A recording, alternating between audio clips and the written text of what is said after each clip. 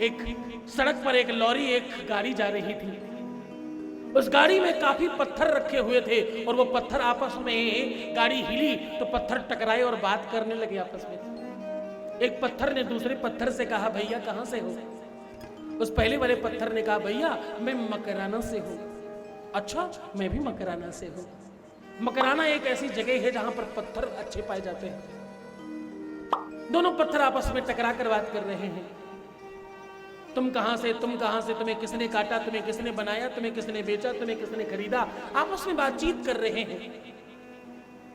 एक समझदार पत्थर ने बड़ी बात कही, बोले भैया हम दोनों मकराना से हैं, हम दोनों का रूप और स्वरूप एक जैसा है, और भैया हम दोनों को काटने वाला एक है। हम दोनों एक ही पहाड़ के हिस्से थे, वहीं से काटे गए। हमें काटने वाला एक है, हमें तराशने वाला एक है, हमें बेचने वाला भी एक है, और यहां तक हमें खरीदने वाला भी एक है। गौर से सुनना।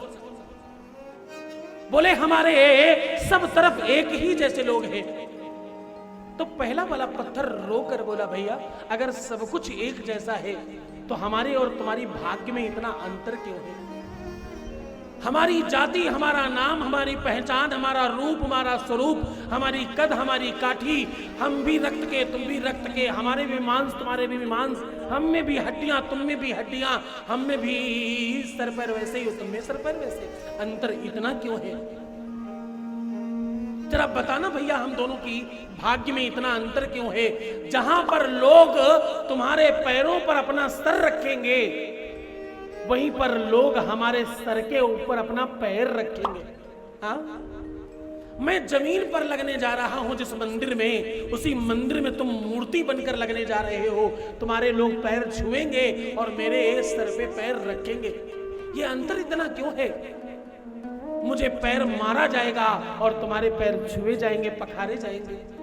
इतना अंतर क्यों है? तो मूर्ति बना हुआ पत्थर जो जवाब दे रहा वो तुम्हें सुनना चाहिए। तुम्हारे मूल्य को बढ़ाने वाला जवाब है, इसको बहुत गौर से सुनना। उसने कहा, भैया हम में तुम में कोई फर्क नहीं है। जैसा तुमने कहा वो सत्य है कि हम में सब कुछ एक जैसा है। एक अंतर है मात्र। क्या?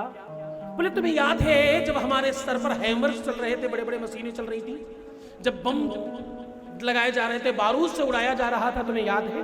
बड़े बड़े हथौड़ों से हमें तोड़ा जा रहा था, याद है? बोले हाँ याद है।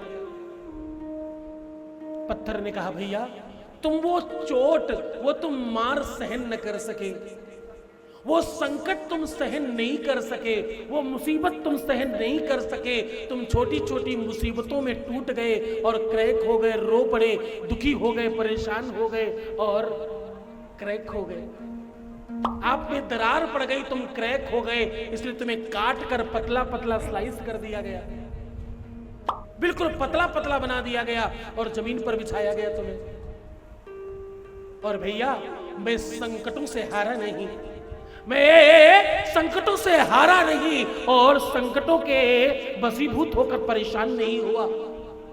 मुझे मेरे इष्ट पर विश्वास था, मुझे मेरे गुरुदेव पर विश्वास था, मुझे शिव महापुराण पर विश्वास था, इसलिए मैं अडिग रहा और बिल्कुल तटस्थता के साथ खड़ा रहा।